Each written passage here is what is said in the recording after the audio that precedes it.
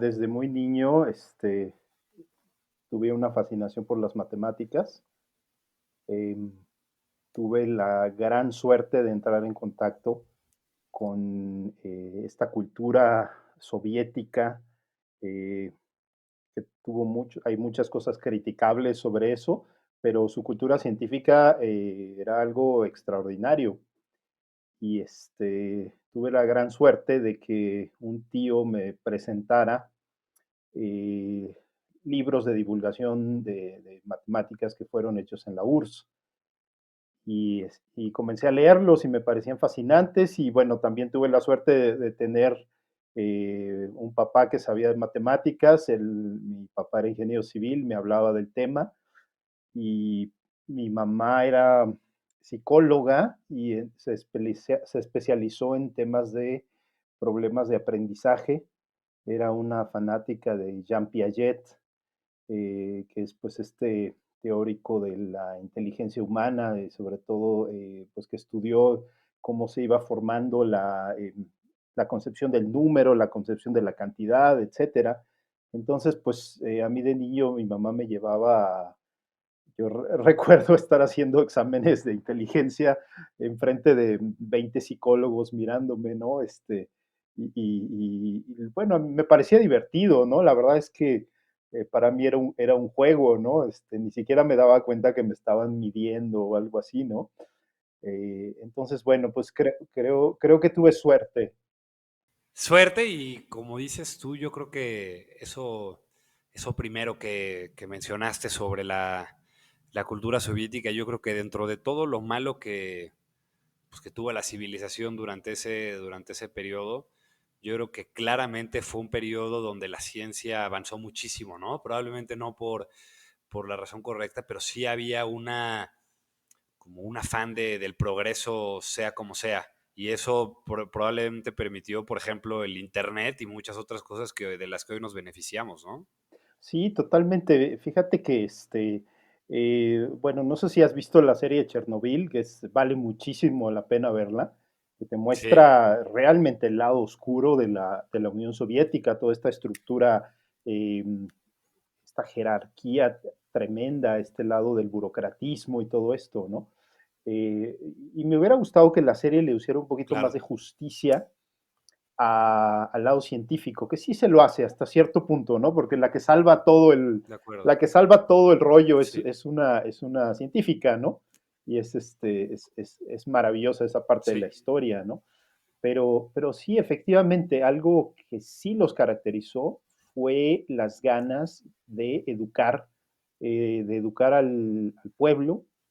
Yo soy un fanático de coleccionar y leer estos libros rusos, estos libros soviéticos. Tengo una colección como de 100 y y bueno, son unos trabajos de divulgación increíbles, ¿no? claro. Sí. Y puntualmente, en qué momento te das cuenta de la ciencia, de que quieres hacer ciencia y puntualmente el tipo de cosas que tú haces, que ahora nos contarás, eh, pero no son las cosas que tú estudias y has estudiado, no necesariamente son los temas que están en la mesa todos los días, ¿no? ¿Cómo tienes esa curiosidad para hacer estas cosas? Fíjate que esto es interesante que me lo preguntes. Creo que no lo he contado por lo menos en mucho tiempo. Digo, después de esta como curiosidad infantil, eh, recuerdo que olvidé todas estas cosas un tiempo, ¿no? Te llega la adolescencia, te preocupas por otras cosas y estás, digamos, más metido en el mundo social, etcétera, ¿no?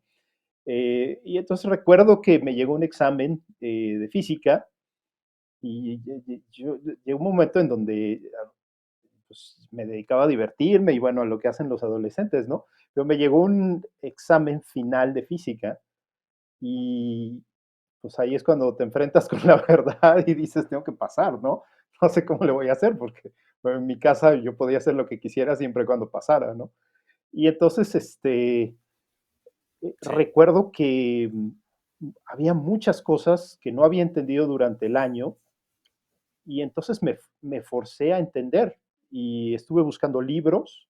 Otra vez tuve la suerte de caer, de que alguien esta vez el mismo tío me trajo un libro de física y me dijo, pues mira, lee esto, ¿no? Y, y eso me regresó, ¿sabes? Porque empecé a hacer los problemas. Y cuando empecé a hacer los problemas, empecé a preguntarme, a ver, ¿por qué sustituyen aquí? ¿O por qué hay una integral aquí? O algo así, ¿no? Todas esas preguntas que no me había hecho durante todo el año, ¿no? Y, me regresó esa fascinación, porque me di cuenta que realmente quería entender por qué las fórmulas eran como eran, quería saber qué había detrás, y de ahí me seguí, ¿no? Ese es examen de cuarto de prepa, y me volví a enamorar de la física, y pues ya, aquí seguimos leyendo de física todos los días y siempre con una fascinación tremenda. Además, creo que algo que suele suceder, al menos en nuestra cultura y sociedad mexicana, es que eh, nunca o es raro el nivel de educación en el que se le explica a la gente que la física lo que hace es describir la realidad, ¿no? Yo creo que si la gente interiorizara mucho más que cuando despeja esas ecuaciones lo que está haciendo es explicar cómo dos o más factores alteran otro, yo creo que habría mucho interés, ¿no? Y por eso la verdad es que te queríamos invitar sobre todo para bajar algunos temas, pues bajarlos, ¿no? E intentar entender, por ejemplo, cuáles son los problemas fundamentales que no están resueltos. En los últimos años han surgido nuevos problemas fundamentales como inteligencia artificial, que sé que estás ahí. Y en ese sentido, ¿cuál es tu opinión actual del mundo respecto a cuál crees tú que es el problema fundamental más grande o el reto que tenemos a lo mejor a 10 años como, pues, como especie? Mira, sin duda el cambio climático, por donde le veas, y la guerra nuclear, ¿no? Es un tema que ya hemos olvidado un poco, pero ahí sigue latente, ¿no? Hay un grupo de científicos que tiene un reloj que marca cuánto falta para la destrucción de la especie, ¿no? Bueno, el reloj tiene 12 horas como todos los relojes y hace un par de años me parece que lo tenían al 2 antes de las 12 de la noche y con Donald Trump eso llegó, me parece que a 30 segundos antes de las 12 de la noche, ¿no? Porque, porque hubo momentos en donde hubo nuevamente ahí una seria preocupación de que pudiera haber un intercambio nuclear, ¿no? Entonces es algo que no debemos olvidar, esas armas ahí siguen en manos de gente peligrosa, imagínate, ¿no? Y eso es un tema, ¿no? Después está el tema del cambio climático, que es importantísimo. Yo me confieso como alguien muy influenciado por el personaje de Greta Thunberg, eh, quien me hizo reflexionar sobre varios asuntos de los que yo ya había leído, había escuchado, pero siento que no me había llegado realmente al corazón, que dices, es que no podemos seguir así, ¿no? Es simplemente, no sé, por ejemplo, yo hace un par de años viajaba a Lima, Perú, a dar un curso y me iba a comer ceviche, ¿no? O sea, me pagaban poco, pero decía, bueno, como rico, ¿no? Este, y ahora lo pienso y es una locura, ¿no? Simplemente la huella de carbono de hacer eso es tremendo, ¿no? Entonces, bueno, eso es simplemente ahí algo personal de lo que te das cuenta, pero ¿qué tal si volteamos a ver el entorno, ¿no? Tenemos una cantidad tremenda de proyectos que siguen mandando gases de efecto invernadero y sobre todo tenemos una cultura del consumismo terrible, ¿no? Entonces, para mí el cambio climático es el problema fundamental, ¿no? Sí, yo creo que, vamos, nosotros el segundo episodio de este podcast quisimos precisamente que fuera con una persona que está trabajando activamente en resolver o en intentar resolver el tema de la huella de carbono, porque claro, ¿no? Si lo piensas, eh, al final todo lo que sube tiene que bajar o todo lo que, o sea, todo, la naturaleza siempre va a equilibrar las acciones que hagamos con otra cosa y en ese sentido parece que todavía hay muy pocas industrias, cada vez son más, pero sigue habiendo muchas industrias que no interiorizan este tema y probablemente en México somos uno de los países que parece que va, pues que va como cangrejo, ¿no? Que estamos haciendo una refinería cuando claramente está validado que eso, todo lo demás constante al planeta le hace muchísimo daño, ¿no? Entonces hace falta mucha conciencia sobre eso. Y sobre lo otro que hablabas, creo que es un buen primer tema técnico como para entrar. Eh, pues, ¿qué es una bomba nuclear? ¿Cómo funciona? ¿Cómo se inventa? Y por qué es ese, por qué tiene ese riesgo tan, pues tan cabrón, ¿no? O sea, que un solo evento puede detonar una serie de destrucciones que, pues, que igual terminan con la especie, ¿no? Sí, claro, pues mira, la idea nace de un científico eh, húngaro que se llamaba Leo Szilard, quien está estudiando la estructura del átomo y descubre, se da cuenta de que existen los neutrones, ¿no?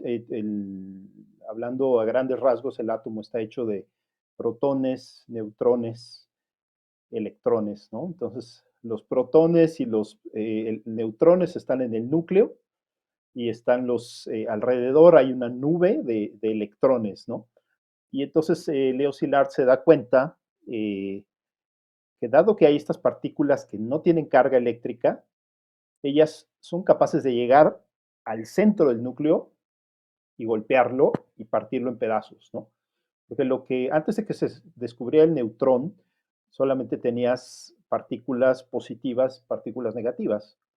Y entonces lo que sucedía era que si tú aventabas un protón contra el núcleo, los dos tenían carga positiva y entonces se iban a repeler y en algún momento el protón nunca le iba a pegar, ¿no? Porque siempre iba a haber esta fuerza para repeler. Y el electrón es muy pequeñito, ¿no? Entonces no tiene la energía como para romper eh, el núcleo de un átomo, ¿no? Pero cuando se descubre el neutrón, entonces ahí sí tienes una partícula con la masa suficiente para romper un núcleo y que es neutra, ¿no? Entonces, quien se da cuenta es Leo Szilard. Eh, el contexto es antes de la Segunda Guerra Mundial. Eh, ellos saben que Hitler potencialmente va a construir la bomba atómica. Y entonces Leo Szilard dice, a mí nadie me conoce, pero conozco a este señor que se llama Albert Einstein, y a él sí lo van a escuchar.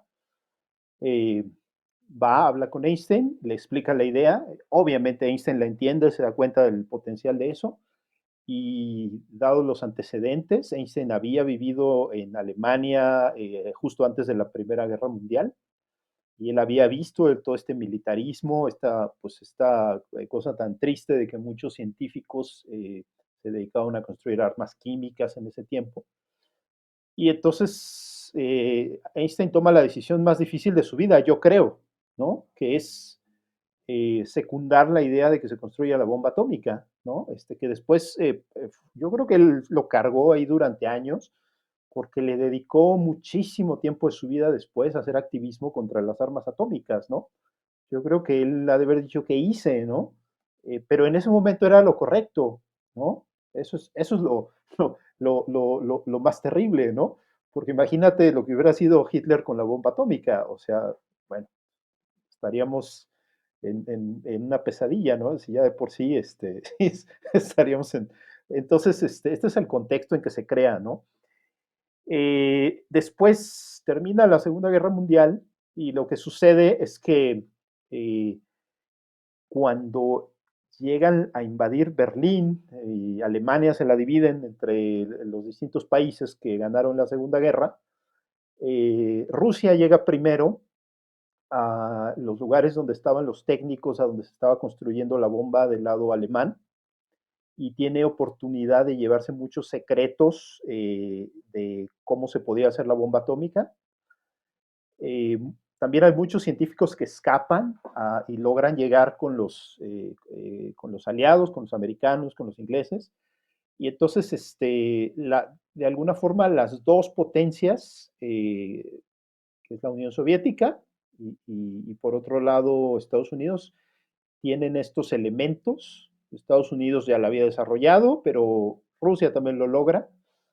y ya el resto es historia, ¿no? La Guerra Fría, entonces, ¿quién tiene más bombas, tú o yo? Y aquí seguimos, ¿no?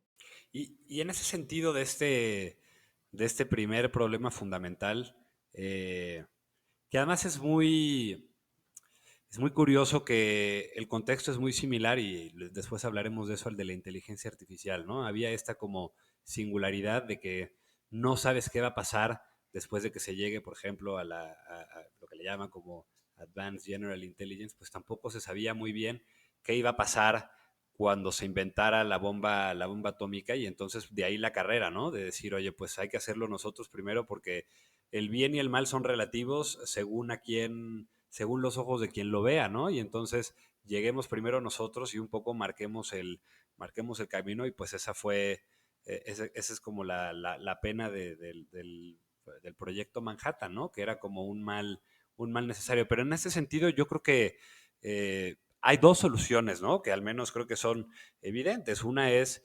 resolver el tema con regulación y luego la otra es salir del planeta, ¿no? Entonces, salir del planeta y un poco diversificarnos en otro sitio, porque claramente el que tire la primera seguramente lo que haga es empezar, pero vendrá una tras otra. Entonces, a nivel regulatorio, ¿cómo estamos como mundo? O sea, ¿estamos realmente buscando solucionar el problema o lo que se ve son simples como esbozos de algo que se tiene que hacer, pero que no se está intentando resolver bien? Pues mira, regreso a mi, a mi pequeña heroína, ¿no? El, Greta lo acaba de decir, ¿no? En el último video que tiene ahorita en su Twitter, dice, la única forma de que logremos salir de esto es el cambio de sistema, ¿no? Entonces, creo profundamente en eso.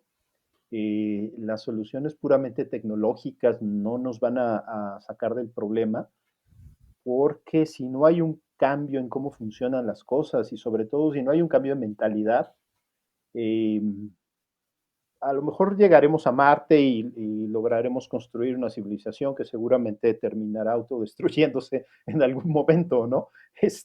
Si no cambiamos, ¿me entiendes? Entonces, yo creo Claro. muchísimo en esa idea, y te voy a poner un ejemplo. Pensemos en los autos eléctricos, ¿no? Alguien podría decir, oye, los autos eléctricos son una buena o son una mala idea, ¿no? Bueno, la historia es muy impresionante. Ves a Elon Musk y es un tipo brillante, un visionario, etcétera, ¿no? Todo lo que ha logrado. Y creo que uno puede dejarse fascinar por el encanto de toda esta cuestión de la innovación, que sí es muy importante. Pero la lógica que está detrás de una empresa como lo que está haciendo es la misma, es consumismo, es hacer minas, ¿no? Minería porque necesitas extraer y extraer y extraer y entonces vas a acabar dañando al planeta. Em, Vas a acabar generando consumismo porque finalmente no se para esta gran bola de nieve que va creciendo. Es necesito otro coche y quiero uno mejor y quiero uno más bonito y ya salió el sí, ¿no? Mientras no paremos esta locura consumista de quiero más, quiero más, quiero más, es imposible que encontremos una solución, ¿no? Porque siempre habrá quien quiera más y el planeta pues no lo va a aguantar, ¿no? Entonces yo diría, ok, autos eléctricos está bien, pero yo quiero un auto eléctrico que pueda usar 20 años o 30 años, ¿no? Si me vendes autos eléctricos como los celulares que duran un par de años, eh, entonces no me sirve de nada un auto eléctrico, ¿no? De acuerdo. Y en ese sentido, ¿cuál puede ser gobierno o empresa, pero quién crees que está poniendo un ejemplo de cómo cambiar el sistema? Uy, ok, eso es, esa es una gran pregunta, ¿eh? Em, Mira, voy primero a tocar varios puntos que son más como de ideología. A mí me fascina un libro que se llama Lo pequeño es hermoso, El autor se llama Schumacher, no es el conductor de autos. Este, él fue un economista que vivió en los 70s y entonces el libro lo escribió en el 73. Y él, pues para mí, él es un visionario, un precursor, que se da cuenta que una de las cosas que están dañando al planeta y que lo van a hacer, imagínate, en los 70 él vio gran parte de lo que está sucediendo, toda esta hambre sin fin por los recursos naturales, esta falta de respeto a la naturaleza, etcétera. Y entonces en este libro él habla, se llama Small is Beautiful, ¿no? ¿Y a qué se refiere con que lo pequeño es hermoso? Eh, Se refiere a los pequeños proyectos, se refiere a todo aquello que va en contra de esta gran industrialización, eh, porque tenemos que mencionar el tema del extractivismo, de acuerdo, que es central, sobre todo para América Latina, ¿no? América Latina y África y bueno, muchos lugares han sufrido esta visión de que es neocolonialismo, ¿no? De que llegan a un lugar, extraen los recursos naturales, dejan una ola de destrucción y después se retiran las compañías, ¿no? Entonces, este es el tipo de cosas con las que tenemos que luchar, ¿no? Antes de preocuparnos por los grandes temas, lo que en Latinoamérica tenemos enfrente es este neoextractivismo, porque lo que hace es, por ejemplo, llegar y sembrar eh, extensiones enormes de aguacates, ¿no? Y entonces esto tienes que destrozar todo para que solo haya aguacates. ¿Por qué? Porque en Estados Unidos te van a comprar toneladas y toneladas. Entonces destruye todo porque no es negocio, ¿no?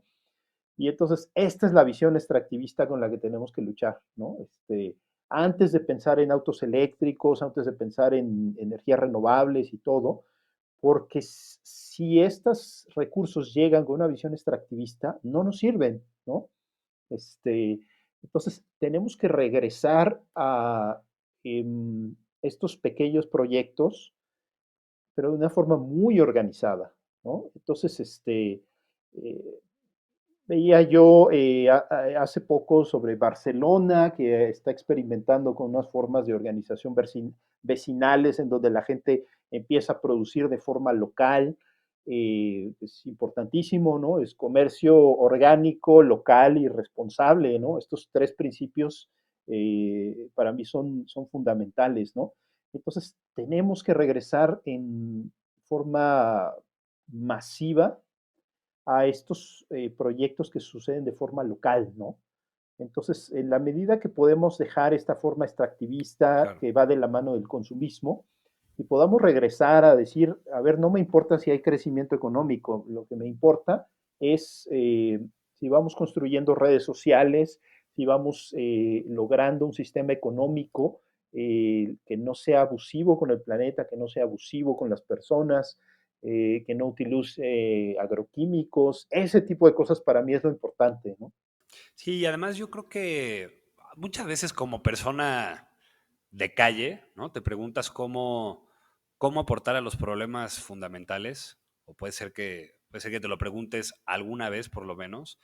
Y creo que una clara es informarte, esto que tú hablas como de economía circular, ¿no? O Eso. sea, que toda acción que generes, que traiga un beneficio directo a algo que tú puedas palpar, ¿no? O sea, no quedarse a veces con el hacer esto entra en una cadena de reciclaje o lo que sea, sino no, no, o sea, escoge un círculo de a lo mejor X kilómetros hacia ti o X productos de empresas que se generan desde el recurso natural que está cerca de ti y un poco aporta a esos círculos porque hacen que pues, se genere un beneficio en grupo, ¿no? Que eso creo que es algo súper importante, es un concepto que además es nuevo, que pues tristemente todavía no se enseña en el nivel básico de educación que debería, pero eso es como una muy buena forma de ser una persona de calle, aportar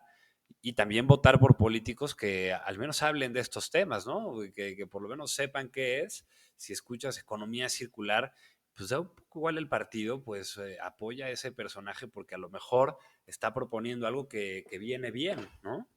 Sí, fíjate que esto que mencionas es algo que he estado discutiendo ahí en los últimos días, ¿no? De a quién apoyar, ¿no? Ahora vienen las elecciones, que bueno, son algo crucial. Y bueno, mi conclusión personal es, antes de casarnos con cualquier color y partido y demás, más bien hacer lo que tú dices, ¿no? Ver cuáles candidatos realmente presentan un mínimo de conciencia del cambio climático y, y también que estén dispuestos a hacer cosas, ¿no? Porque bueno, si algo sabemos es que a los políticos les encanta prometer cosas, entonces ver qué nivel de seriedad hay, qué nivel de preocupación y también qué nivel de congruencia, ¿no? Porque pues también viendo el pasado de las personas puedes ver un poquito el futuro, ¿no? Claro, y entrando a ese tema como de congruencia, me interesa mucho tu opinión. ¿Qué efecto crees que va a tener esta ola como de productos y servicios descentralizados que está empezando? Ejemplo, Bitcoin o si queremos salir un poco más, blockchain. Desde el punto de vista, digamos, técnico, pero también pues, filosófico, ¿no? ¿Qué efecto crees que viene con todo esto? Y crees que es algo positivo o algo negativo que está llegando y que llega para quedarse además, ¿no? Sí, fíjate que hasta cierto punto soy fanático del Bitcoin. Eh, Hay algo que me preocupa al respecto, ¿no? No se sabe quién lo creó. Y entonces a veces me pongo a pensar que yo no sé si el amigo que lo creó, se guardó unos 100,000 bitcoins el primer día, ¿no? Y dijo, bueno, les voy a compartir los demás, ¿no? Entonces, eh, es decir, no pondría las manos al fuego por el ejemplo, ¿no? Que es específico el Bitcoin, ¿no? Lo que sí me interesa mucho el Bitcoin es el concepto, es todo cómo funciona, ¿no? Creo que es algo que se tiene que replicar y me gustaría ver una versión de Bitcoin en donde se supiera un poquito más de cosas, donde hubiera un poquito más de regulación, eh, porque bueno, sabemos que pues hay transferencias de recursos entre, no sé, para comprar armas de narcotraficantes, etcétera, ¿no?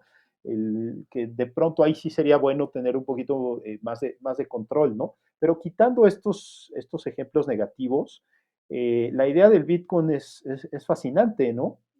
Porque primero tienes un sistema distribuido, ¿no? En donde tienes estos logs, donde se guarda la información de las transferencias, pero esta información no está en ningún servidor específico, ¿no? Sino que está en toda la red, ¿no? Entonces, si quisieras destruir al Bitcoin, tendrías que destruir todas las computadoras que tienen cargado el sistema, ¿no? Que son miles o ya no sé si haya millones, ¿no? Entonces, esto es fascinante, ¿no? Porque es como un cambio muy fuerte en cómo se maneja el dinero, ¿no? Eh, Esta cuestión del dinero es tremenda, ¿no? Está en manos eh, pues de intereses de los cuales sabemos muy poco, ¿no? El cómo se decide emitir o no emitir dinero, etcétera, se hace de una manera muy oscura Claro. y y digamos que estos bancos son quienes dictan la política monetaria y ellos pueden elevar o destruir países. Vamos, tienen un poder tremendo, ¿no? Y mira, no quiero meterme en teorías de la conspiración ni nada de esto, ¿no? Creo que esas cosas están a la luz de todos y ya lo vimos en la crisis del 2008, ¿no? El sistema financiero creó una burbuja enorme y bueno, hubo una crisis terrible, ¿no? Entonces, en ese sentido, creo que el Bitcoin eh, es un ejemplo de lo que se puede hacer, ¿no? Entonces, más que tomar en sí al Bitcoin, es un ejemplo. Y entonces estos sistemas de información distribuida ahora sería maravilloso verlo, por ejemplo, en las elecciones, ¿no? Que pudieras esa transacción está encriptada y que es totalmente secreta, pero a la vez totalmente segura, que pudieras votar desde tu casa, ¿no? Sería algo increíble, ¿no? Ahora que tenemos el problema de la pandemia y demás, o que pudieras decir, a ver, este aguacate que estoy comprando, eh, a través de estas transacciones pudiera seguir toda la cadena de producción. Eh, no sé, Hasta de dónde vino, claro. exactamente hasta de dónde vino, cantidad de cosas que podrían asegurarse al usuario final, dado que ahorita estamos a ciegas en muchas cosas, ¿no? Yo voy a comprar algo al mercado y no tengo idea, ¿no? De acuerdo, sí, yo creo que correcto. Fíjate que esta semana justo vamos a sacar otro episodio con un experto en Bitcoin, donde pues básicamente es una persona que desde un punto de vista bastante honesto explica eh, beneficios y desventajas sobre tenerlo, porque hay unas que son muy evidentes, pero efectivamente yo creo que el beneficio más claro que tiene es la tecnología que tiene por detrás, ¿no? Que es aplicable a nunca, nunca había sido posible, por ejemplo, que la democracia fuera real hasta esta tecnología que ahora lo permitirá. Y también eso de tracking de alimentos o incluso tracking de huella de carbono, ¿no? México es un país que es especialmente malo para hacer tracking de la huella de carbono, pero hay países que sí lo hacen, pero claro, eso está igual centralizado en alguien, ¿no? Y entonces poder extraer todo ese tipo de procesos, llevarlos a transparencia, creo que es como la gran ventaja. Y entonces como que quería entrar contigo a un tema, primero a un tema un poco técnico, antes de profundizar un poco más. Tú eres experto en física cuántica. Primero te quería preguntar, ¿por qué la física cuántica parece que es tan difícil de entender para los seres mortales, ¿no? Pareciera a veces que es, no sé, mucho más fácil calcular si avienta una pelota dónde va a caer que otro tipo de problemas. Entonces, ¿por qué nos cuesta más trabajo entender la física cuántica? Sí, mira, yo creo que una de las cosas que aprende uno cuando se pone a estudiar física cuántica es muchísima humildad, ¿no? Hay cosas que uno estudia a veces en matemáticas, ¿no? Y que después de un rato dices, "Ay, se me pudo haber ocurrido, ¿no? No sé. Ayer estaba viendo unas cosas de redes neuronales y después de un rato recuerdo que le dije a mi esposa, mira, realmente no tiene gran ciencia, se me pudo haber ocurrido, ¿no? Cuando hablas de mecánica cuántica, yo le decía a mi esposa, esto no se me hubiera ocurrido en 1000 años. ¿De acuerdo? Entonces, eh, el título de experto en el tema es demasiado pesado, ¿me entiendes? Yo creo que la mecánica cuántica te enseña esta humildad de que dices, pues, te vuela los sesos, ¿no? Como se dice. Entonces, eh, el asunto es que rompe toda tu intuición del mundo y a cada rato te estás encontrando estos efectos que son extrañísimos y te das cuenta que la forma en que entendemos el mundo no tiene nada que ver con este mundo que está en lo pequeño, ¿no? En lo muy pequeño, ¿no?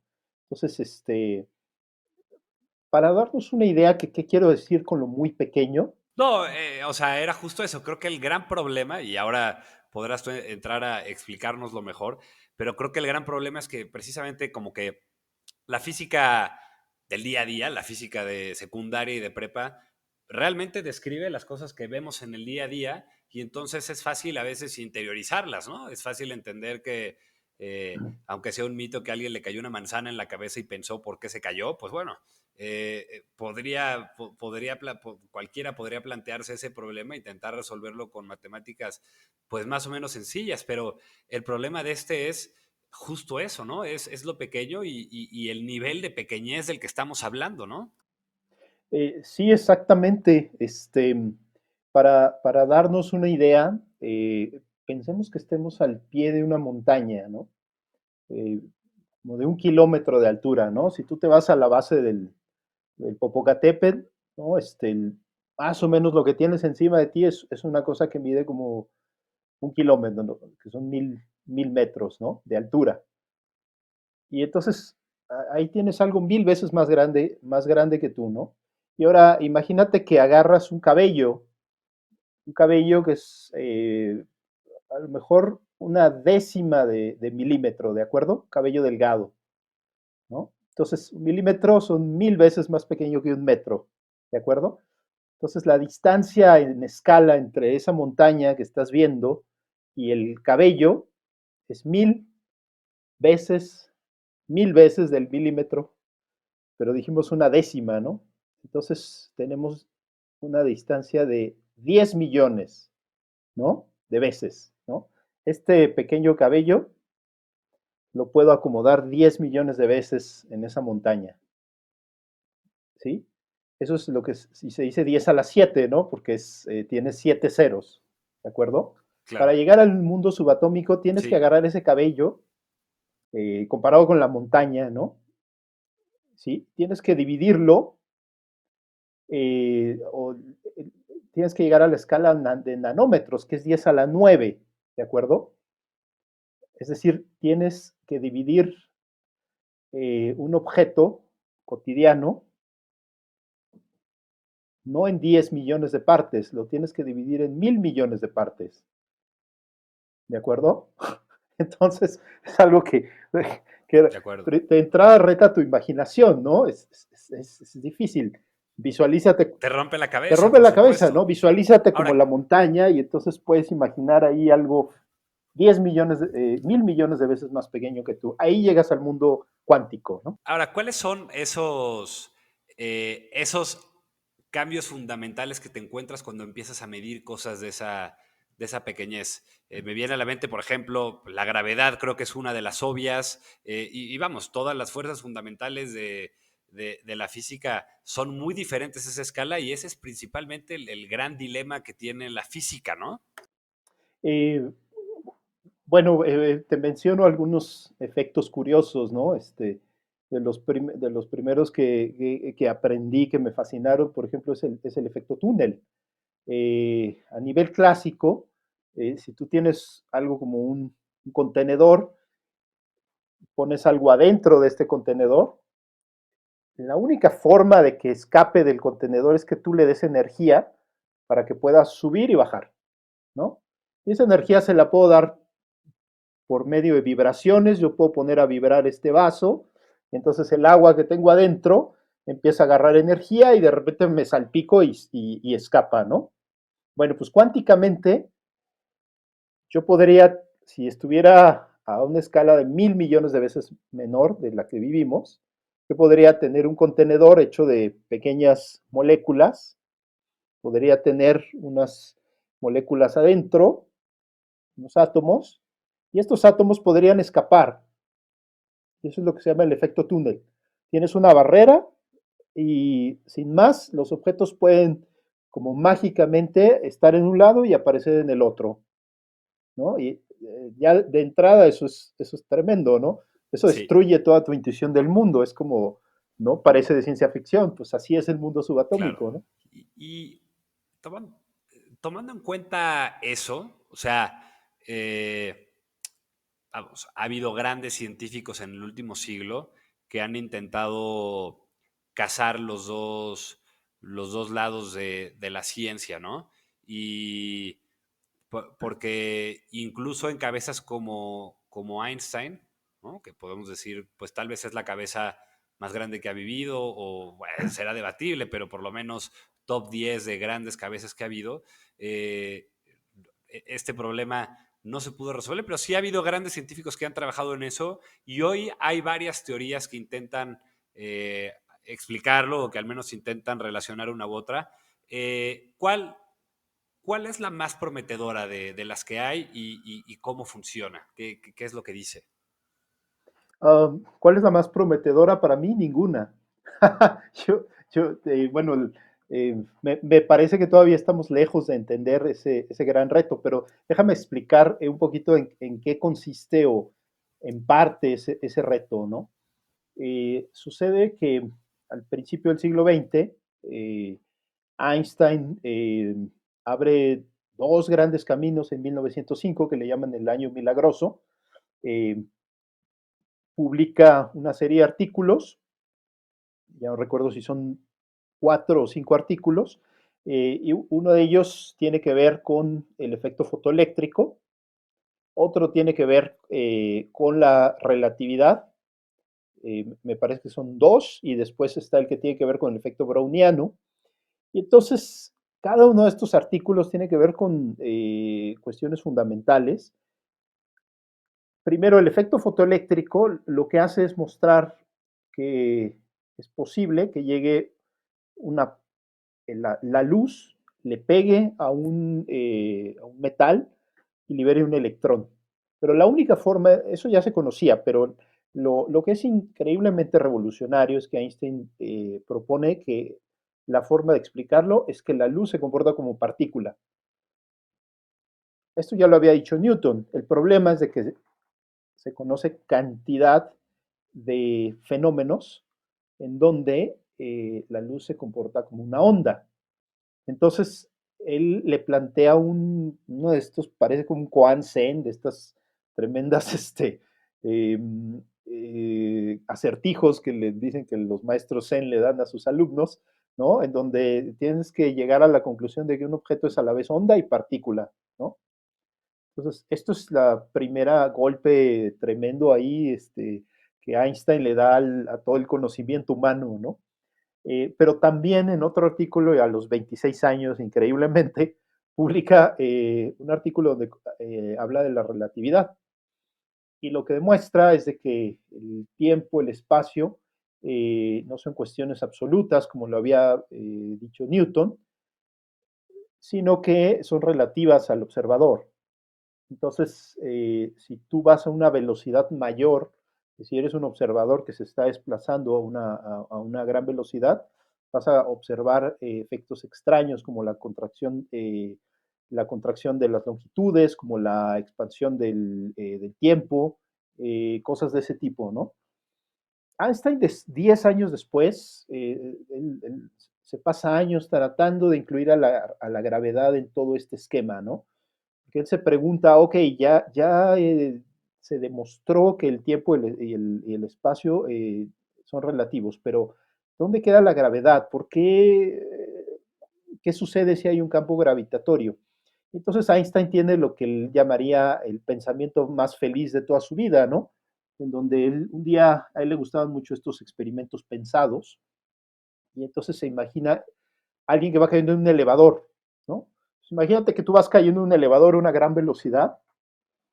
Primero, si el elevador viene a velocidad constante, primero pensemos, ¿no? Y pasa un rayo de luz. Alguien prende una lámpara y pasa un rayo de luz. Entonces, tú lo que vas a ver es una recta, ¿no? Como estamos acostumbrados, ¿no? Imagínate que tienes un gas ahí en tu elevador, ¿no? Tienes una máscara y tú estás, y alguien prende un láser y entonces este láser lo vas a ver recto, ¿no? Eso es lo que sucedería, ¿no? Ahora, también si estás eh, en movimiento rectilíneo, quiero evitar términos, o si estás en reposo, vas a ver lo mismo, ¿no? Pero imagínate que estás acelerando muy fuertemente, ¿no? Entonces lo que va a pasar es de que el rayo de luz se va a mover un poco en un instante, pero tú estás cayendo muy rápido y entonces el rayo de luz parece que va a mover su trayectoria un poco y luego caes más rápido, entonces tú lo que vas a ver es una curva, ¿de acuerdo? Y entonces Einstein en ese momento tiene esta idea que es extraordinaria, en donde dice hay una equivalencia entre la curvatura y la aceleración gravitacional. Dice, si yo soy alguien que viene en el elevador y no tengo ventanas, no tengo manera de saber si me estoy acelerando o si estoy en un campo gravitacional. Y entonces de ahí deriva la idea de que el espacio se curva, de que los rayos pueden seguir líneas curvas, a pesar de que el rayo de luz siempre quiere ir de forma recta, ¿no? Pero ¿qué pasa si yo agarro un papel ¿Qué pasa si agarro un papel y yo le dibujo una línea recta? Ok, ahí tengo una recta, pero ¿qué pasa si mi papel se curva? ¿No? Entonces, a escala local, la luz va a seguir lo más recto posible, pero no tiene de otra más que curvarse junto con el espacio, ¿me entiendes? Y entonces Einstein relaciona esta idea de manera brillante entre la curvatura y la fuerza gravitacional, ¿no?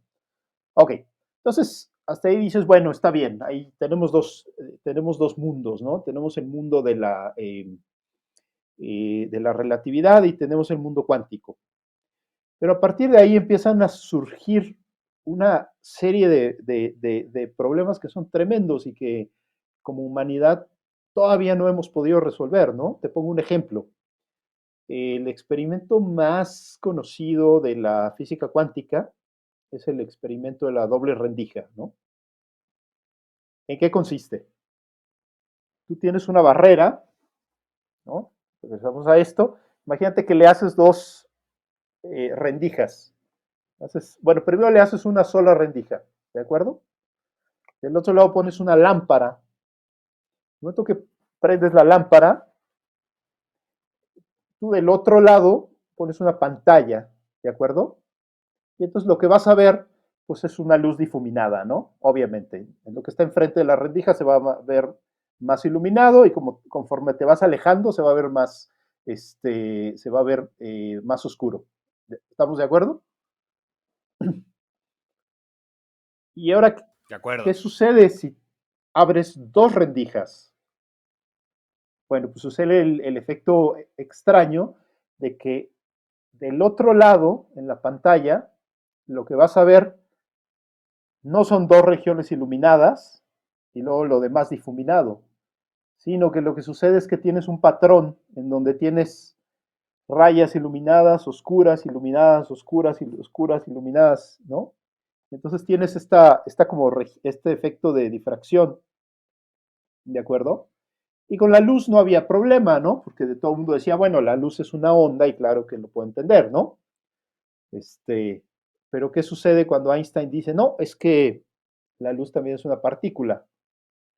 Se empieza a extender, bueno, si la luz es una onda y partícula, ¿qué tal un electrón? Pues también se dan cuenta que el electrón presenta propiedades ondulatorias. Y entonces haces el mismo experimento con el electrón y otra vez encuentras el patrón de difracción, ¿no? Encuentras zonas oscuras y zonas claras, oscuras y claras. Y entonces dices, ok, está bien, pues, más o menos lo puedo aceptar. Pero ¿qué sucede si ahora le metes relatividad general? Ahí es donde todo el mundo se vuelve loco, ¿no? Porque lo anterior es muy extraño, pero las ecuaciones funcionan, ¿me entiendes? Entonces, con la doble rendija y la mecánica cuántica, las ecuaciones funcionan y entonces todo el mundo es feliz, ¿no? Pero cuando tú mezclas estos dos mundos, si la materia curva el espacio, como dice Einstein, ¿qué sucede cuando mandas un electrón y el electrón pasa por las dos rendijas? Tienes que pensar en una superposición de espacios-tiempos, ¿de acuerdo? Y no ha habido, Claro. y hasta el momento, Que esta idea es introducida un poco como por Schrödinger, ¿no? La famosa ecuación del gato de Schrödinger, que no sé si quieras contar la historia de Schrödinger, porque creo que es muy curiosa claro, la claro, sí, historia sí, de esa sí, con ecuación, ¿no? gusto, ¿no? Este Schrödinger, yo creo que no le gustaban los gatos o no sé por qué tomó el ejemplo, pero él quería mostrar el absurdo de la mecánica cuántica. Schrödinger era de los que no le gustaba y a pesar de que él había descubierto la ecuación fundamental que ahora se llama la ecuación de Schrödinger, él estaba inconforme con la interpretación. Y entonces, para eso se inventó un ejemplo para mostrar el absurdo. Dijo, imagínense que yo agarro una caja, es un experimento pensado, ¿ok? Nunca, no se ha hecho, espero. Imagínense que agarro una caja y en esa caja yo pongo un contador, un detector de material radioactivo, tengo un material radioactivo que va a estar eh, eh, ¿cómo se llama? disparando o que se van a estar desprendiendo neutrones, ¿de acuerdo? Eso no es lo que, eso no le hace nada al gato, ¿ok? Pero eso vuelve al sistema cuántico, porque a continuación lo que él dice, voy a poner un detector, y cuando el detector reciba una de estas partículas, entonces va a soltar un gas que va a matar al gato, ¿de acuerdo? Eso es lo que él pensó. Ahora, la caja está totalmente cerrada. Nosotros por fuera no tenemos idea de lo que ha sucedido, ¿ok? Y entonces, el experimento depende de un fenómeno cuántico que es como que se desprenda un neutrón, ¿ok? Y eso es un fenómeno cuántico, la radioactividad, ¿ok? Si sucede o no sucede, no lo sabemos. Y entonces, lo que hace la mecánica cuántica en ese momento es que forma lo que se llama una superposición de estados, ¿no? Y para la mecánica cuántica, el gato está 50% vivo y 50% muerto, ¿ok? Y entonces, para Schrödinger, eso era la forma de mostrar el absurdo de la mecánica cuántica o de la interpretación de la mecánica cuántica, ¿de acuerdo? Bueno, pues nadie nos ha sacado, nadie ha dado una resolución satisfactoria al problema del gato de Schrödinger, ¿no? Seguimos, seguimos sin entender que, vamos, ¿por qué lo hizo Schrödinger? Porque a nivel subatómico es muy fácil decir, el electrón pasó en la rendija izquierda o derecha, ¿no? O en las dos, ¿no? No importa, ¿no? Lo puedo imaginar un electrón que pasa por las dos rendijas, ¿no? Porque, no sé, la onda se divide y se vuelve a juntar, no sé. Pero cuando ya se convierte en un gato que está vivo y muerto a la vez, es cuando nuestra razón truena y dice, eso es una locura, no puede ser, ¿no? Esto lo que, esta paradoja o este hecho que claramente no suena imposible, ahí es donde el problema. Ahora, creo que hay, hablando, o sea, hablando yo desde mi ignorancia, pero me suena que hay algunos experimentos que usan los dos métodos físicos para conseguir resolver otro tipo de problemas, ¿no? Y creo que la aproximación a una solución, que es muy curioso que tú decías, ¿no? Tal vez nadie está ni siquiera cerca de poder ligar los dos tipos de mecánica, pero bueno, tenemos algunos ejemplos como el acelerador de partículas, el famoso acelerador de partículas de Suiza que, que usa estos conceptos, por ejemplo, para describir el inicio del universo, ¿no? Yo me acuerdo cuando yo estaba en primaria, pues a mí la maestra que tenía de geografía, pues de alguna u otra forma me explicaba el Big Bang, como, oye, pues hubo una explosión y ahí empezó todo. Pero el hecho de ligar el tiempo al espacio y de entender que dos, de que una misma cosa puede funcionar como partícula y onda, creo que nos han ayudado en estos últimos 20 años, si así lo queremos ver, a explicar mucho mejor el universo, ¿no? Ahora la explicación que hay de cómo se creó el universo, incluso de cómo va a terminar, está mucho más cercana a la realidad, ¿no? Y eso es algo muy positivo que contar, que podemos contar como descubrimiento de la humanidad, ¿no? Híjole, siento tener que desbancar esa creencia. este, Mira, No, adelante, está bueno. fíjate que lo que sabemos es que el universo se está expandiendo. Eso es un hecho, ¿no? Edwin Hubble en los... ¿Qué significa eso? Yo siempre que lo escucho, siempre lo escucho, pero ¿qué significa que se esté expandiendo el espacio, por ejemplo? Ok, ok, sí. ¿Cómo que antes era del tamaño de una caja y ahora es una caja más grande? ¿Qué Ok, significa? mira, el mejor ejemplo que he visto es un pie, ¿ok? Tú vas a cocinar un pie y le pones pasas, ¿de acuerdo? Entonces, antes de que metas al pie al horno, y no, o antes de que la masa crezca, claro, porque también puede crecer afuera, las pasas están muy cerca una de otra, ¿de acuerdo? Imagínate que le colocas unas pasas cada centímetro, ¿no? Haces como una rejilla de pasas. Y para que te quede más bonito, lo haces en 3 dimensiones, ¿no? Lo haces un cuadrado y luego otra, ¿ok? Entonces ya tienes una rejilla. Después de un rato, la masa empieza a crecer, se expande, ¿de acuerdo? Pero ¿cómo se expande? Se expande, no es que de un lado la jalen, no es que no es este tipo de expansión, ¿no? Donde tú puedas decir, es que en esta dirección se hizo más grande o en esta, o no, no es un efecto externo, sino lo que sucede es de que todas las moléculas del pan se van separando una de otra y tus pasas ahora no van a estar 1 centímetro entre ellas, ahora van a formar una rejilla a lo mejor de 1,5 centímetros, ¿de acuerdo? Entonces, es una... y entonces, cuando tú echas el reloj hacia atrás, lo que sucede es que esas pasas, ¿no? Si pudieras imaginar ya no un pi común, ¿no? Sino un pi cuántico, ¿no? Que llegara al nivel cuántico, que si será pequeño, pequeño, pequeño, pequeño, pequeño. Entonces, lo que acabarías es contener, acabarías con que todo lo que está en el espacio-tiempo acaba siendo comprimido, ¿de acuerdo? Entonces llega un momento en donde las partículas ya no están a la distancia que estamos acostumbrados, ¿no? Sino todo es comprimido y este efecto se empieza a sentir en los átomos, las partículas de los que están en el núcleo empiezan a ser comprimidas y entonces los protones, los neutrones que están en el núcleo se desbaratan por la presión, ¿de acuerdo? Pero estoy echando el reloj hacia atrás, ¿de acuerdo? No hacia adelante.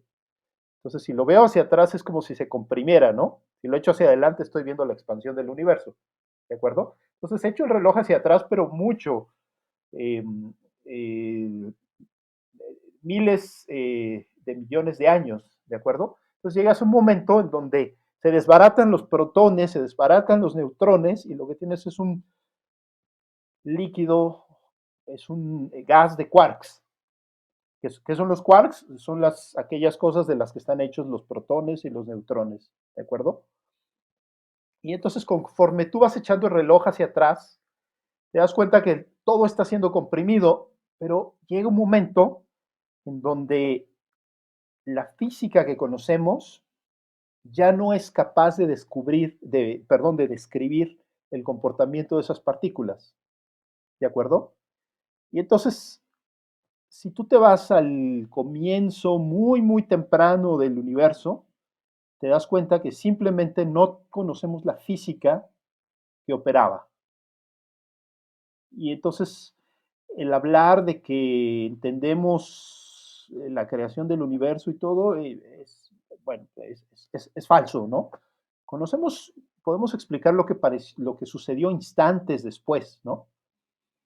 Pero esa masa primigenia no tenemos idea de qué era o cómo funcionaba, ¿no?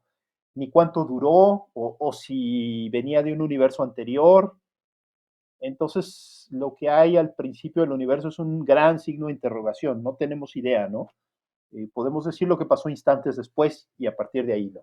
Eso es súper curioso, ¿no? O sea, no poder, podemos llegar milisegundos después o incluso nanosegundos después, pero no podemos saber eso. Y eso creo que genera a veces en personas que igual pueden meditar sobre el tema o planteártelo en cualquier momento, pero hay una misión, hay algo para lo que estamos aquí. Son preguntas que siempre van a ser válidas, pues precisamente por este problema, ¿no? Hay como grandes, como, no sé, paradigmas filosóficos que dependerían de esto, pero que parece que no tenemos, al menos hoy, la capacidad de resolver la matemática de este problema, ¿no? Es muy curioso.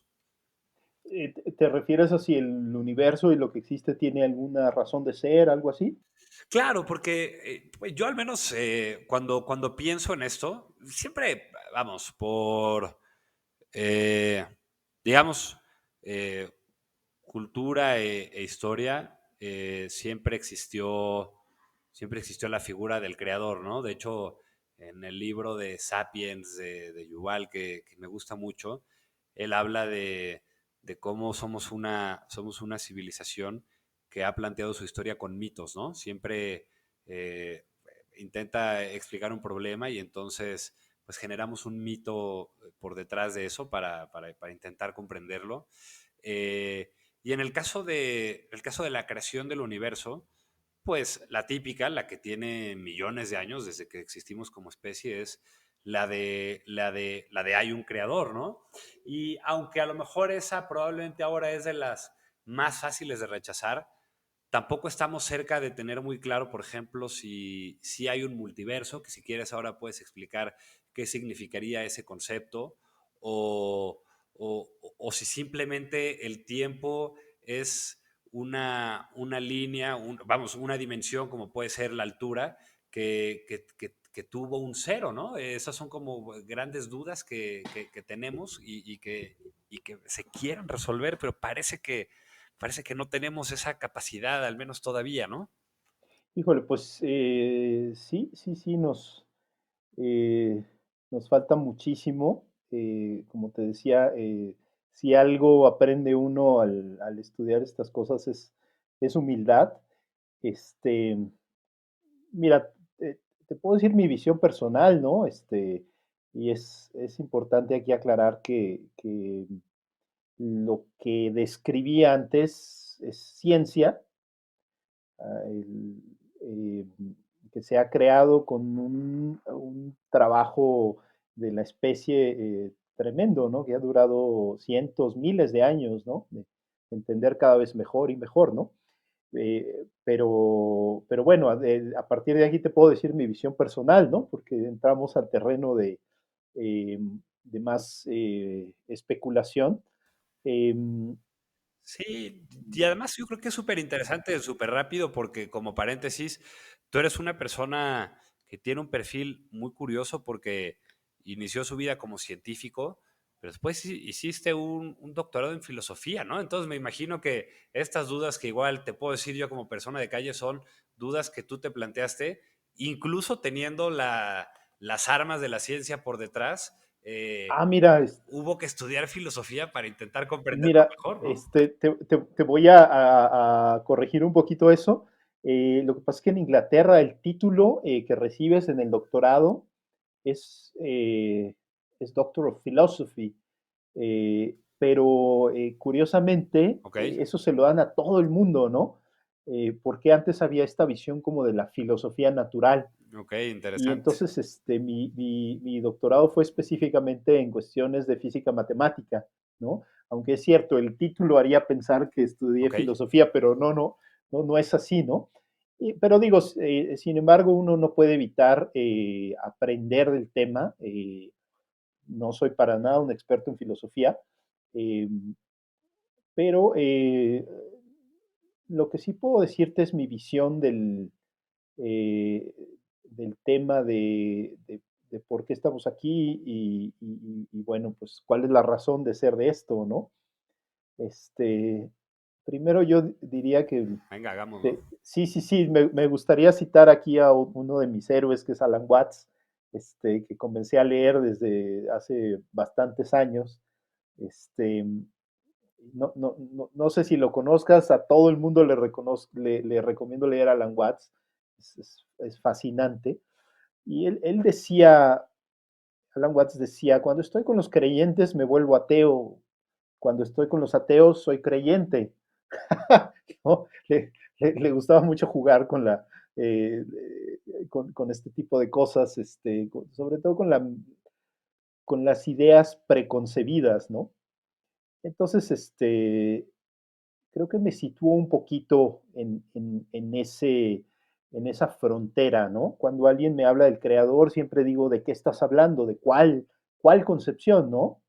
Este, Porque hay la concepción cristiana, bueno, judio-cristiana, y la concepción musulmana, la concepción taoísta, la concepción budista, etcétera, etcétera, ¿no? Entonces el ser humano ha creado distintas visiones al respecto y si uno es estrictamente objetivo, eh,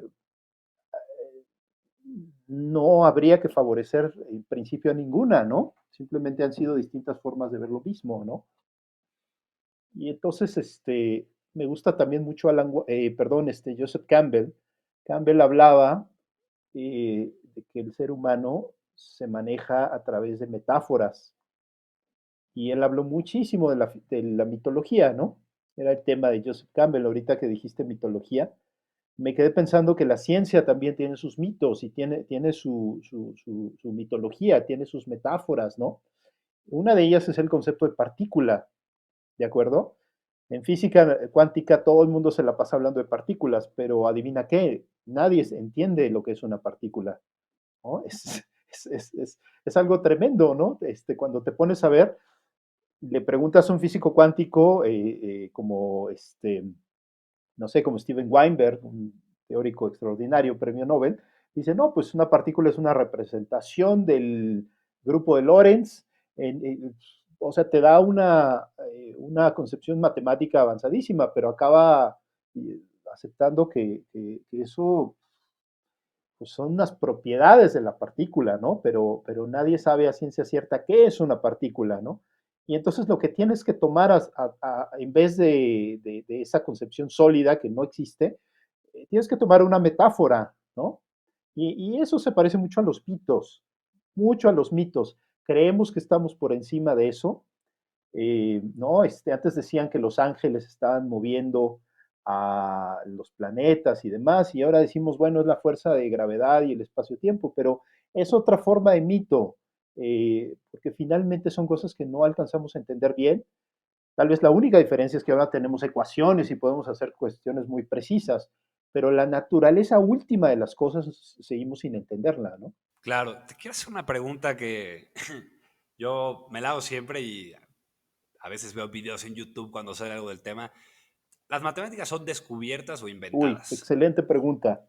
desde tu punto de vista? Excelente pregunta. Fíjate que esta, de veras me emociona que me preguntes esto, porque es algo que a los 19, 20 años me taladraba el cerebro, ¿no? Yo quería encontrar una respuesta y bueno, leí, asistí a seminarios y quería yo entender esa cuestión. Y mi conclusión que tuve a los 20 años, y la sigo teniendo porque me agrada mucho, es que la respuesta es que es ambas. Estoy convencido que las matemáticas se crean y se descubren. Entonces déjame explicarte qué quiero decir con esto. Cuando un pintor está creando una obra, eh, él tiene enfrente de sí a todas las obras de arte posibles en esas pinturas al óleo que tiene dentro de sus tubos y en su pincel. ¿De acuerdo? En ese lienzo que está en blanco estaban todos los Picassos, están todas las obras de Leonardo da Vinci, está todo. ¿De acuerdo? Es un universo de posibilidades. ¿Sí? Y entonces cuando el pintor termina y ya creó la obra o la pintora, muy importante hablar ¿no? En ambos géneros, este, entonces cuando la pintora termina y crea su obra, alguien podría decir, ¿la descubrió o la inventó?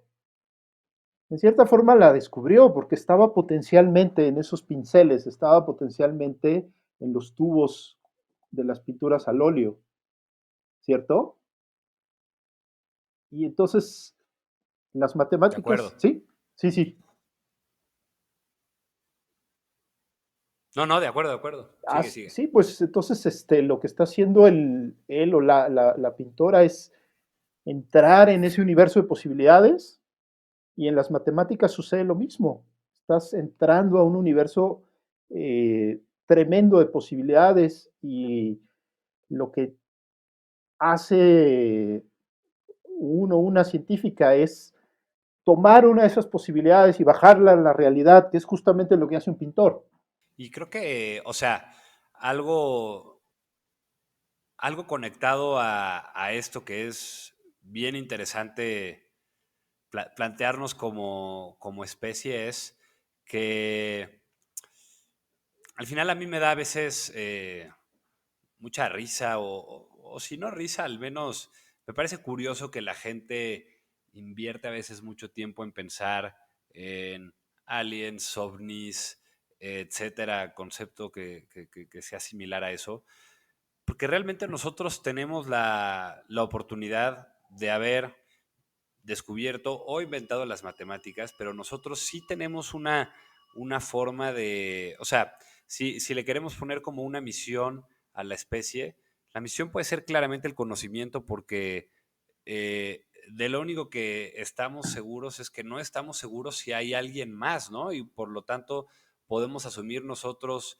esa responsabilidad de, pues, de llevar el conocimiento a lo más profundo que se pueda, ¿no? Y vamos, y conectando con todo lo que hemos hablado antes, creo que lo que viene es la inteligencia artificial, ¿no? Que es, oye, nosotros hemos creado algo que en lo particular, en distintos temas, es mucho mejor que nosotros, pero nosotros, a menos a día de hoy, somos los que podemos razonar los resultados de cada cosa y crear un mito alrededor de eso, ¿no? Entonces, quería entrar contigo al tema de inteligencia artificial porque sé que lo estudias y es qué tanto va a aportar eso en los siguientes años a nuestro conocimiento de, pues, del universo, del mundo.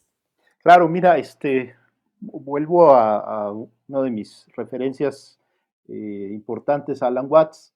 Eh, Alan Watts decía que tenemos dos opciones cuando vemos al universo. Una es pensar que somos los únicos que somos inteligentes, o tal vez haya por ahí otros perdidos, pero que la inteligencia es algo eh, muy poco probable, muy excepcional en el universo. O tenemos otra opción, que es pensar que el universo es inteligente y que nosotros surgimos inteligentes porque el universo es inteligente. De la misma manera que cuando tienes una planta y surge de un suelo que es fértil, la planta al crecer conserva la naturaleza de donde creció. ¿De acuerdo? Entonces Alan Watts decía, eh, podemos elegir pensar que vivimos en un universo inteligente. Y en ese sentido no estamos desarrollando necesariamente una inteligencia artificial. Eh, yo diría que estamos explorando las infinitas posibilidades de la inteligencia, pero no la inteligencia tuya ni mía, sino la inteligencia que está en el universo. Digo, yo sé que pueden decir que suena muy New Age y demás, pero cuando te pones a ver lo que hay afuera, te das cuenta que hay un nivel de complejidad en el universo que está mucho más allá de las cosas que nosotros entendemos. Y entonces de ahí que yo comulgo con esta idea de Alan Watts del universo inteligente. Y entonces esta inteligencia supuestamente artificial, pues no es más que explorar más y más posibilidades de esto que es la inteligencia.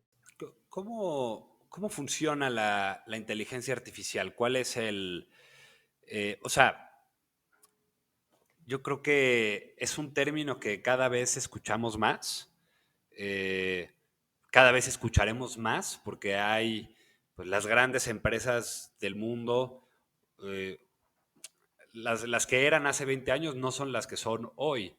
Y seguramente puedan ser muy diferentes a las dentro de 10 o 20, dependiendo de qué tan profundos vayan en esto, ¿no? Entonces, ¿qué es y qué implicaciones tiene a grandes rasgos, vamos? Mira, buena parte de lo que se conoce actualmente como inteligencia artificial, por ejemplo, el llamado deep learning, ¿no? El aprendizaje profundo, está basado en redes neuronales. No es el único modelo, pero ahorita sin duda es de los más fuertes. Y esas redes neuronales no son otra cosa más que hacer regresiones. Muchos de nosotros hemos visto regresiones lineales en, eh, en Excel, ¿no? Mucha gente ahí te dejan una tarea, vas al laboratorio, haces unas mediciones, te salen unos puntitos y entonces te vas a Excel y le pides que te haga una curva de regresión y te dibuja una recta, ¿no? Te escoge la mejor recta que pasa por esos puntitos, ¿no? Eso es como algo, un trabajo muy, muy típico, ¿no?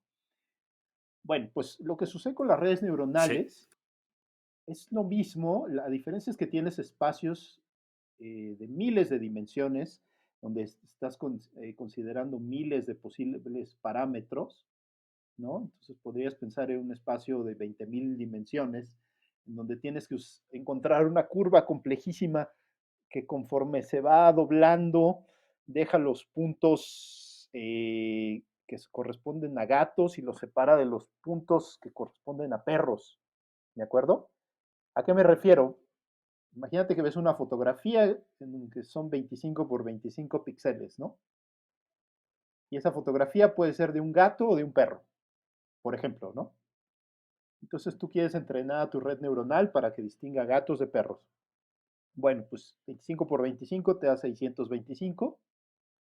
Y entonces tienes un espacio de 625 dimensiones, que son todos estos píxeles de la fotografía, ¿de acuerdo? El parámetro que tienes en cada uno de estos píxeles pensamos que es en blanco y negro para simplificar. Entonces tienes 256 niveles de gris, ¿de acuerdo? Entonces tienes como un gran vector de 625 entradas, donde cada una es un número que va del 0 al 256, ¿de acuerdo? De hecho, 255. Este, y entonces tienes este espacio, y en ese gran espacio tú quieres encontrar una función que te digo que vaya como separando los puntos que corresponden a gatos y a perros. A grandes rasgos, eso es lo que está haciendo una red neuronal. Ahora multiplícalo por escalas inmensas para que esa red neuronal pueda manejar un coche, para que pueda hacer cosas distintas. Eh, pero te comento esto porque en esencia, buena parte de esas cosas son métodos estadísticos muy complicados que se hicieron posibles por las computadoras. El resolver el problema de esta regresión implica un tiempo de computadora elevado, necesitas unos procesadores especiales para hacerlos, eh, pero yo diría que en gran parte de estas cosas de verdad no hay gran ciencia. Son métodos numéricos, son métodos matemáticos con cierta complicación, pero no es algo que me vuele los sesos cuando lo veo, como si es la mecánica cuántica, ¿de acuerdo? Entonces, yo lo que te diría claro. es que la llamada inteligencia artificial está sobreapreciada. Eh, Creo que estamos muy lejos de lo que este autor que mencionas llama el Homo Deus, ese tipo de cosas, de la singularidad. Eh, Creo que nos falta muchísimo para llegar a eso. Este, las máquinas se van a hacer muy eficientes o se están haciendo muy eficientes en tareas específicas, ¿no? Entonces, por ejemplo, manejar un coche, ¿no? Manejar un coche, aunque es muy complejo, pero todo se reduce a cómo manejas, acelero, no acelero, doy vuelta a la izquierda, doy vuelta a la derecha. eh, Vamos, o sea, es una tarea con complejidad, pero es algo que ya está cada vez más cercano, ¿no? Entonces, ese es un ejemplo de tarea específica donde las computadoras se van a hacer muy buenas. Entonces, veremos muchísimo de esto en el futuro cercano, ¿no? Tareas específicas donde agarra una computadora y ya lo hace mejor que un humano, ¿no? De lo que estamos todavía muy lejos es de una inteligencia artificial generalizada, ¿no? Donde llegue una máquina y aprenda nuevas cosas, donde eh, sea capaz de enfrentar nuevos ambientes, donde reciba nuevos retos que no ha visto antes, donde no tiene información. Muchos de estos sistemas trabajan en base a tener millones o millones y millones de datos, ¿de acuerdo? Pero un ser humano puede aprender muy rápido, ¿no? Puede aprender el, con unos cuantos ejemplos, puede empezar a hacer cosas, ¿no? Muchas de estas computadoras necesitan millones de ejemplos, ¿de acuerdo? Entonces todavía hay una barrera todavía hay cosas que le falta a la inteligencia artificial. Y yo siempre les digo a la gente que es muy entusiasta de la inteligencia artificial, le digo, cuando la inteligencia artificial cure el cáncer, voy a creer que es algo extraordinario, ¿no? Porque ahí sí eso será algo que el ser humano no ha podido hacer, Claro. ¿no? Sí, es súper interesante esto que comentas porque efectivamente los modelos de inteligencia artificial, pues que hoy se manejan, ¿no? Los populares, pues es eso, ¿no? Es introducir cantidades de datos importantes a una computadora y hacer que la computadora opere con base a ciertas reglas y luego, bueno, según si el resultado fue positivo o negativo para lo que tú le dijiste que hiciera, usa esos nuevos datos para computarlo con lo otro y hacer, ¿no? Entonces, está este ejemplo de DeepMind, de Google, ¿no? Para ganar ajedrez y hacerse el mejor jugador de ajedrez posible, ¿no? Y luego hay otros ejemplos que son un poco más locos y que creo que efectivamente al nivel que hay hoy, a lo mejor no estamos ni cerca de que la máquina nos supere en términos generales, pero sí hay ya una necesidad, al menos yo lo creo, muy palpable de empezar a regular por ejemplo, el tema de uso de inteligencia artificial en materia militar o en materia de espionaje o en materia de tal, porque esas tareas sí pueden ser muy sencillas para una computadora y según lo que hablamos al principio de la bomba atómica, pues puede suceder algo muy similar, ¿no? Si tú le enseñas a un dron a matar a cierto objetivo o incluso mejor, a detectar quién es su objetivo e ir a matarlo, que eso ya se podría hacer, pues ahí es donde puedes empezar a tener problemas, ¿no? Y creo que ahí es donde la gente que está interesada en este tema específico, pues no importa si, o sea, puede ser científico o matemático y estar metido en el desarrollo, pero también si estás en otras verticales o en cualquier otra ciencia o profesión o lo que sea, es un tema que te puede ocupar, ¿no? Porque hay muchas cosas que pueden suceder muy pronto. Sí, mira, yo creo que este tema de la ética de la inteligencia artificial es importantísimo porque no queremos terminar creando un Frankenstein que acabe y nos mate, ¿no? Esta, esta metáfora, este mito extraordinario de Mary Shelley, ¿no? Pues sí, es un científico increíble, Víctor Frankenstein, bueno, termina siendo un monstruo que lo mata, ¿no? Entonces, eso es lo que tenemos que evitar que suceda, ¿no? Este, yo creo que es estratégico eh, que la inteligencia artificial se difunda, eh, que en México, por ejemplo, empiece a crecer cada vez más, que no tengamos una dependencia tecnológica, que no nos suceda como ya nos sucedió con otras cosas como las computadoras, como los procesadores, ¿no? Vamos, tecnologías que se desarrollaron, crecieron en Asia, en Estados Unidos, y simplemente no tenemos ni idea de cómo crear un procesador, ¿no? Aquí ensamblamos las máquinas, etcétera, pero el know-how de la creación del procesador no lo tenemos, ¿no? Ese barco de tecnología se nos fue, ¿no? Y entonces esto no debe pasar con cosas como la inteligencia artificial. Eh, Eso por un lado, ¿no? A nivel, digamos, nación. Pero también esto tiene que pasar a nivel movimientos progresistas que quieran ver una sociedad con más eh, amor, con más fraternidad, con más preocupación por el medio ambiente, ¿no? Si nosotros decimos, no, es que no voy a ver a la inteligencia artificial porque eso es malo y estoy en contra de la tecnología y no quiero saber nada de eso, entonces lo que vamos a hacer es, yo digo que es hacerle el juego a quienes van a usar eso para hacer armas, para crear mayor explotación de la naturaleza, para acabar acelerando el cambio climático. Les recomiendo ver una película ahorita que me impresionó mucho, se llama Barrenderos Espaciales, ¿no? ¿Ya la viste? No, no la he Hay visto. que verla, es tremenda, ¿no? Porque te muestra un futuro que es a donde no queremos ir, ¿no? Space Sweepers. Este, entonces, para que no lleguemos a ese futuro terrible, eh, quienes nos preocupamos por el medio ambiente, quienes nos preocupamos por los demás, por las demás especies, por los demás seres humanos. Eh, Tenemos que aprender estas herramientas y tenemos que usarlas para ayudar, no nada más para destruirnos, ¿no? Ahora, y ya como cierre, vamos, eh, ¿cuál es un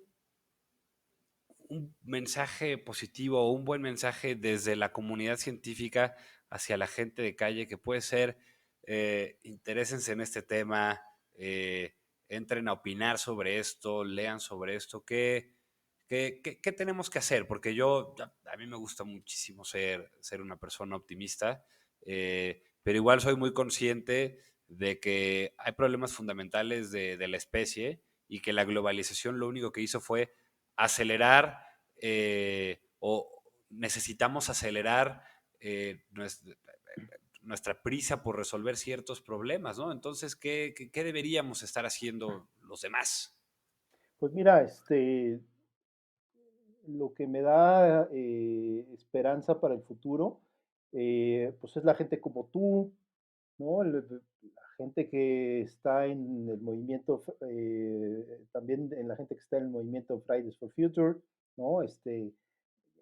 Ya lo dije al principio, Greta para mí ha sido una gran fuente de inspiración.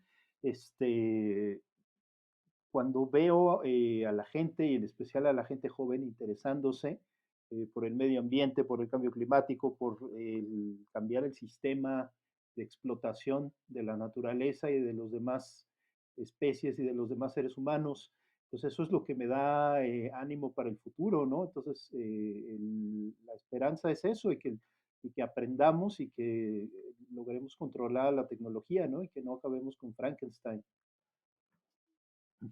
O bueno, que acabemos con él antes de que exista, Oye, me ¿no? quedo con Watts y, ¿Sí?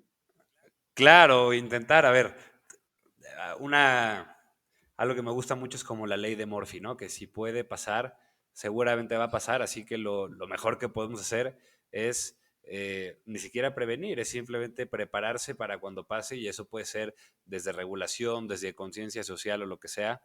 Eh, Me quedo con Watts para leer sobre él, me quedo con Space Sweepers y algún otro libro, podcast, algo que recomiendes leer, escuchar.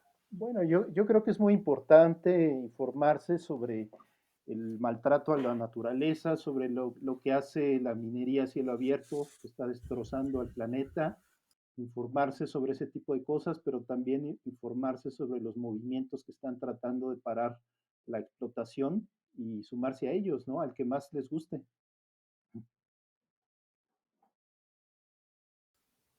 Buenísimo, César.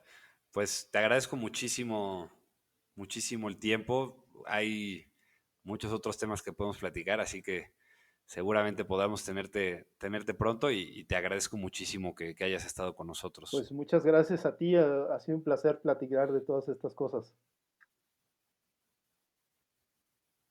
Venga, César, un abrazo, Hasta gracias. luego.